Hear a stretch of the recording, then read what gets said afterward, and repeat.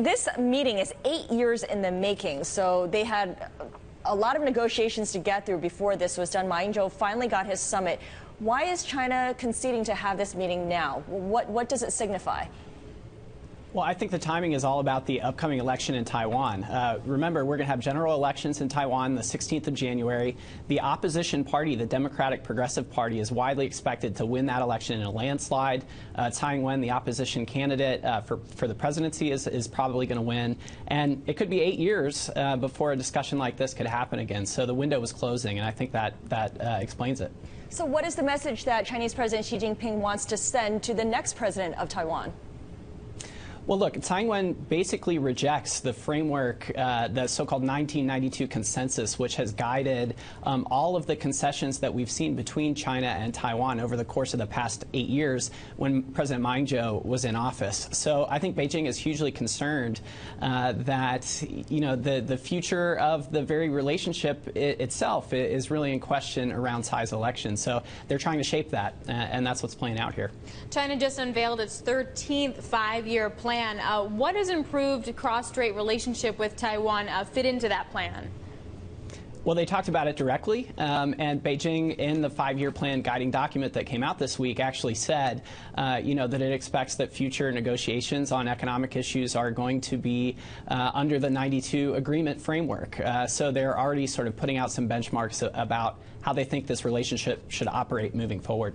And Bloomberg News has a great article, Nick, on how careful all the wording needs to be for this meeting. They're not going to refer to each other as presidents. There's going to be a lot of tea leaf reading in terms of who moves first and how they're shaking hands and whether someone is smiling or frowning. There's also not going to be any joint press briefing. How much back channeling is there going to be post-meeting? Is that how we determine how successful or how much progress will be made?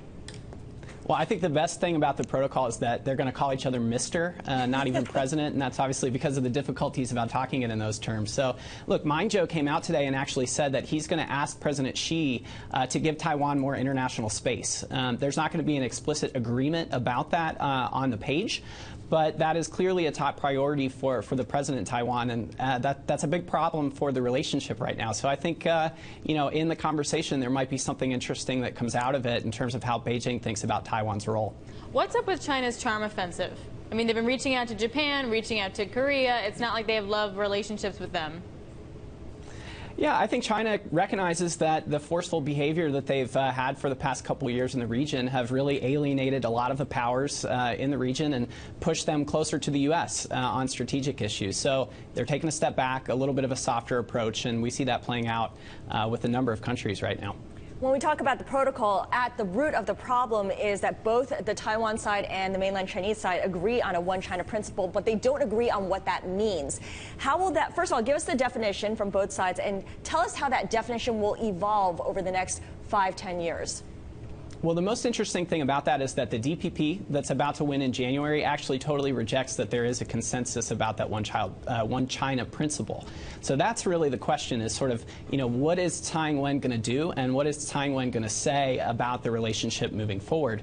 And I have to say, I think that's very unclear at this point. I mean, clearly, she's more interested in relations with other countries, with Japan, with the U.S. Trade diversification is one of her major policy priorities. So either way, I think her focus in her first year in office is going to be about the rest of the world. Nick, does the U.S. have a horse in this race? What is it looking for when we get word of this meeting? Well, yeah, the U.S. has a huge horse in this race, right, because the U.S. is committed explicitly to ensuring Taiwan's ability to defend itself. And so the U.S. interest, by far, is to have a very stable, very positive relationship in the Straits. And I think, the pressure from the U.S. government on Tsai Ing-wen when she does get elected, as looks likely, about that is going to be very high. All right, so the question of the day, who is going to put their hand out first when the two presidents meet? Best guess. The two misters. Two misters meet. Best guess. I think President Xi, because China has clearly, given some concessions to get the meeting. It's slanted in Taiwan's favor in a number of ways, and I think this is, they're trying to showcase this as a give to Taiwan. And Ying-jeou is also a lame duck too, so why not?